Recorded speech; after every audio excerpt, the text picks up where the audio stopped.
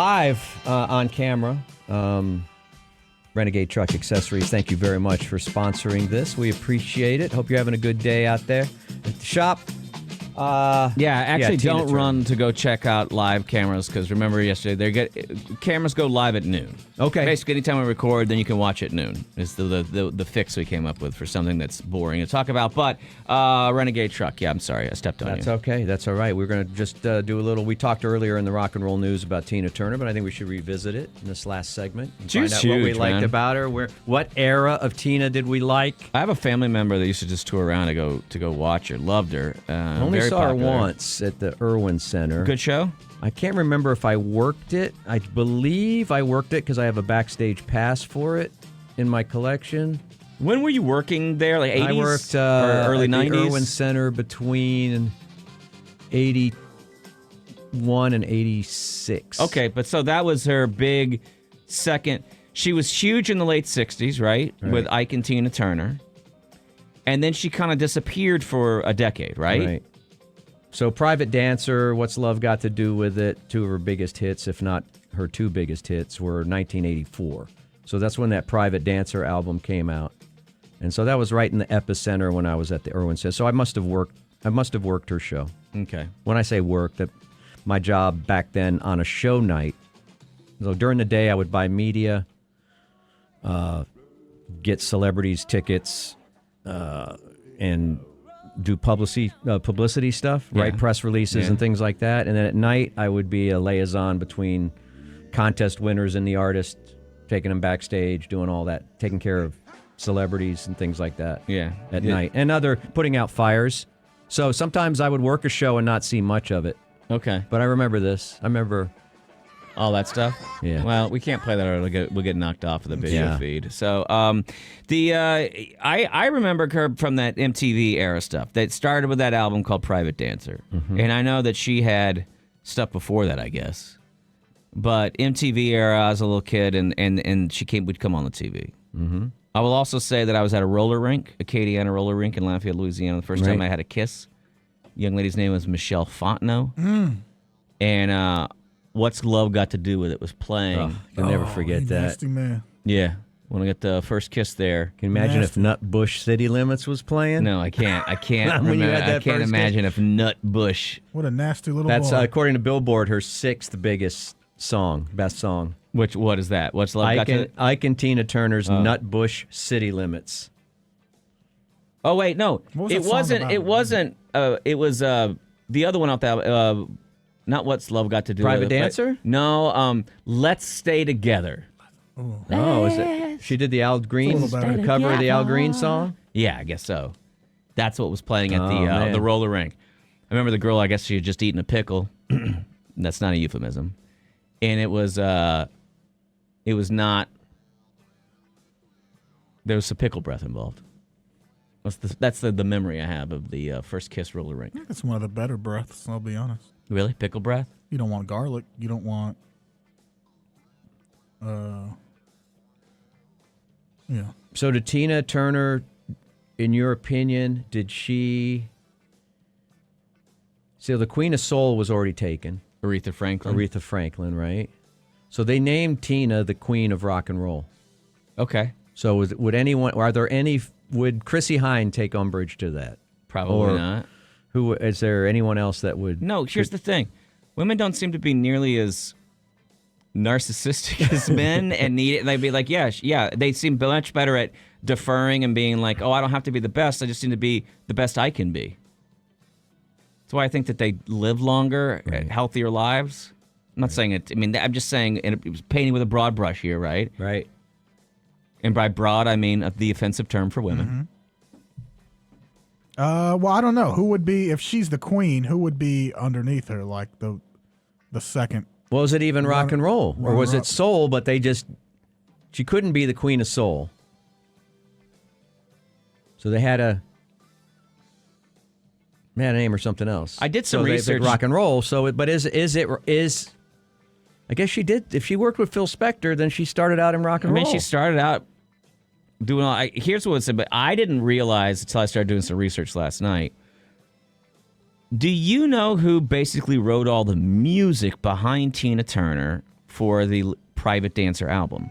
Was it Carole King or something like that? No, dude. When you one find of those out, songwriter Neil Diamond or something, you'll never be able to put your finger on it. I don't think you'll ever be able to put your finger on it. In fact, I don't even know.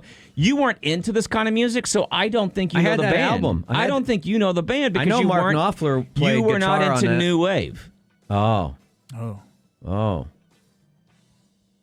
It won 3 Grammys, by the way, that album. Yeah, who? I know Mark Knopfler was on it. It's one of the reasons Dire Straits? The band Heaven 17 put together the majority of the arrangements. The Heaven 17 was like an all synthesizers, Howard Jones kind of band. And apparently they had a collective over in London where they were trying to get more people to use these synthesizers and stuff. And it was 2 of the guys. Do you remember the band Human League? Mm-hmm. Don't you want me, baby? 2 of the guys from there, when they left Human League, started a group called Heaven 17. Okay. And then they somehow, and I don't know how, paired up with Tina Turner and said, can we be on what's going to be your comeback album? Synthesizers Because are really everything hot was right now. synthesizers and drum machines. And if you go through that album and listen, it's an all synthesizer album pretty much. Mm-hmm. Even the stuff they're putting down that sound more like regular instruments that we're used to, a lot of them were created on synthesizers and keyboards and what have you. So I started reading about that. I became fascinated. I couldn't believe that basically the Human League guys, Heaven 17, she was working as a waitress in a cocktail bar. Are they credited on there, or are they? Yeah. Yeah. So then because that kind of blew my mind, because I was like, what do you mean Heaven 17? Because what do you call it? There were 4 members of Human League. They split up, and 2 of the members went on to form this thing called Heaven 17, which had like 2 or 3 hits, but they were almost all Euro hits. They never made it big over here. Mm-hmm. But there's a comic named Chip Pope. You'll remember Chip Pope. Yeah, he was on Austin Stories. He was on Austin Stories. He's been a writer for tons of television shows. And I've known him since college. And he and I used to joke about a lot of these bands that never went anywhere from the early 80s. And that's how I knew Heaven 17 and Bananarama and... Who else? Squeeze? Squeeze? No. Squeeze is a little more poppy. So, anyway. Yeah, I didn't know that. I learned something that's the trivia right there for that one. I learned something. Well, then when I read that, I was like, that can't be true. That was a rock album. And I went back and listened to it last night, and I was like, oh, it's almost all done with like MIDI early... Wow. Casio keyboards. Yeah. And I started literally listening to the background, because when you're a kid, you don't listen to music the same way. You're listening for... You heard it on the radio. You didn't really know if it was a drum machine or not, or whatever. Here's the other thing. The video for Private Dancer shows men going into a dance hall and hiring women to dance like the... a peep show, one of those like peep show things? No, they're hiring women to dance with them like ballroom dancing. Okay. Okay? So my entire life has been spent thinking that the song Private Dancer is about, in the old days, in the 1940s or something, I guess lonely men could hire women. They could go in these places and dance with them. That's adorable. Because in my mind, I was like, that's what the video was about. Not realizing until literally last night while I started listening to the lyrics, MTV cleaned it up. Could not put strippers on air. Right. Oh. Because they knew that they were mainly a kids' network. They could not put strippers on air yet. So they had put a different context. So the context was you could hire and I was like, you're listening to the lyrics, and I was like, wait a minute. I'm a private dancer, a dancer for money.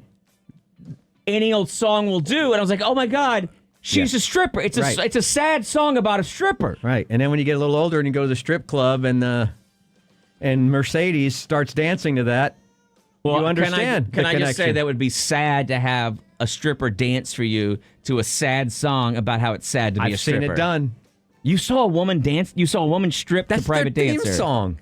That and Brandy. Well, we've had that argument. Brandy, she's a fine girl. They just all dance to hip hop, I guess. I don't know. I haven't been in a couple decades. Shake your air. Yeah. Tell me how you do. Anyway, you go more often. I always thought the DJ chose.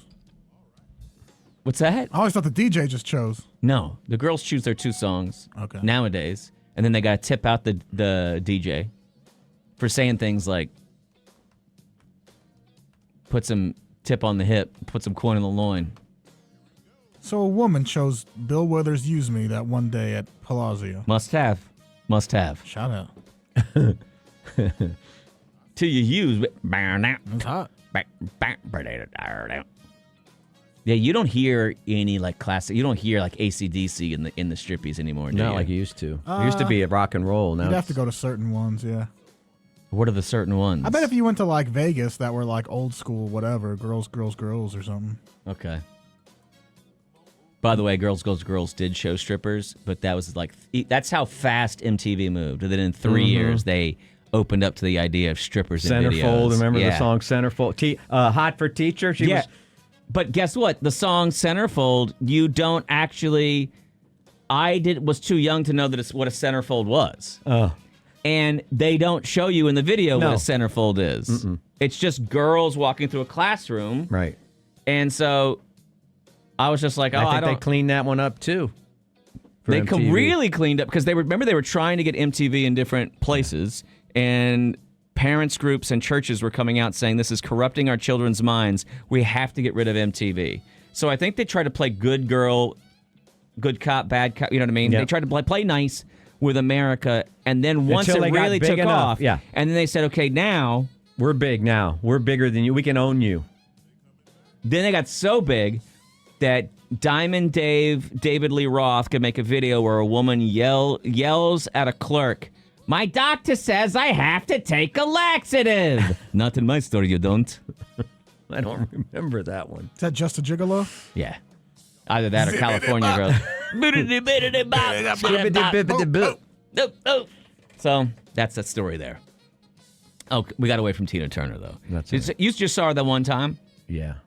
I don't remember much about the show. Do I you must think have that been Tina working. Turner got the respect she deserved in rock and roll?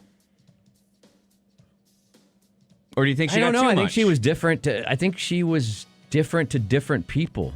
I think different people saw, like, some people see her in the, I don't know. She was like, they would say stuff like, oh, she dances amazing in high heels and stuff. Like, that doesn't mean anything to me in rock and roll. Like, to me, it's about the music, but for most people, it was about her stance and about what? About her show?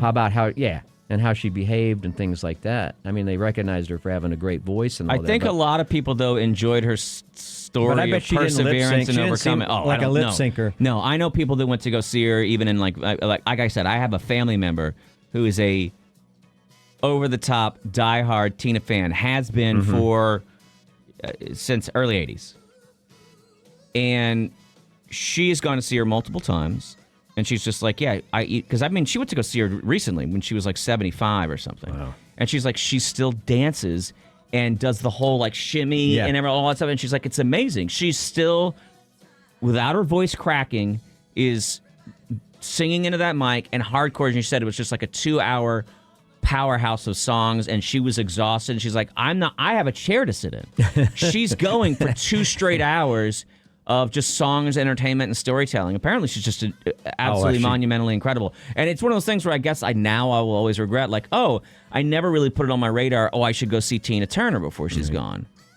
I think also, too, because Tina Turner's literally somebody I've heard about since I was forever. I mean, literally since I was a little kid.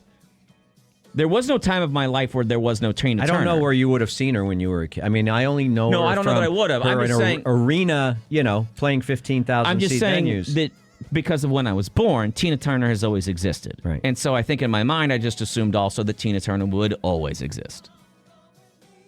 Does that make sense in what I'm saying? Yeah, I know, but I feel like even when we were younger, she was like an oldies act. And then Private Dancer changed that whole thing. And then I guess she appeared in Thunderdome or did the theme song to Thunderdome. She was in it, wasn't she? Yeah, she was in it. And she was in Tommy. She ran. played the Acid Queen. She ran. What was it called? Trash City. What Thunderdome was in? What? A Bartertown. She ran Bartertown, bro. Yeah. That is a pretty amazing story. Because even at that time, she was 45 years old and makes a comeback. Right. And she was basically an oldies act. Ike and Tina. That was an oldies act. I mean, imagine some lady at a Westlake at the Westlake Randalls suddenly being in apocalyptic movies, and every kid desperately wants to go see her in concert. That'd be weird, right? Yeah. Strange. Indeed. Do you have even have any notes about Tina Turner? Did she ever make an impression on you, Chewy? I mean, the impression is Stories you've heard? 5, 6 decades later, and I know music of hers. You do, though? You do know her music? I mean, I know the hits, but I've never gone super deep. I know a couple of Ike and Tina. I've never gone super deep either. Nutbush City But this is the Limits. time to do it. I'm sure Apple, Spotify, whoever's got the Tina, Oh, she'll Catalog. move some stuff today. it's going to be boosted today. I do feel some bad sometimes that sometimes artists have to pass away for them to really get their due. Mm-hmm. Though I think she was performing still to sold out crowds or whatever. Well, rip Tina Turner. Rip. Rip Tina Turner. Do you want to give her the Wawas? Or one Wawa? We don't have the Wawa anymore. The Oh. the Wawa The rotator. I don't know where it is. Do you have it on one of your pages? No, I'll have to find it again. It That's went all right. away. It at some point a long time ago. You know how I am with names. I can't do names anymore. Former producer Daniel? Thank you. He moved all the Wawas to a rotator, and we couldn't even do the multi Wawa salute anymore. How about this? Let's do one vocally. I'll start it off, and then you do one, and then All right. okay. Wah wah wah wah. There you go.